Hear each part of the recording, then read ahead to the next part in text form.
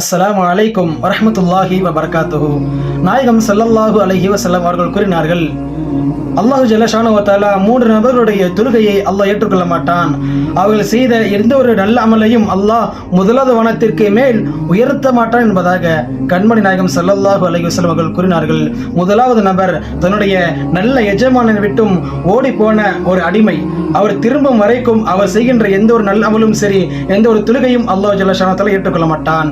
இரண்டாவதாக நாயகம் ஸல்லல்லாஹு அலைஹி வஸல்லம் சொன்னாங்க, தன்னுடைய கணவன் தன்னுடைய மனைவியை படுக்கைக்கு அழைக்கிறாள், எந்த விதமான காரணமுமின்றி தன்னுடைய மனைவியை அவள் மறுத்துவிட்டாள் என்று சொன்னால் அவர் தொழுகின்ற எந்த ஒரு தொழுகையும் அவர் செய்கின்ற எந்த ஒரு நல்ல அமலையும் அல்லாஹ் ஏற்றுக்கொள்ள மாட்டான் என்பதாக நாயகம் ஸல்லல்லாஹு அலைஹி வஸல்லம் கூறுகிறார்கள்.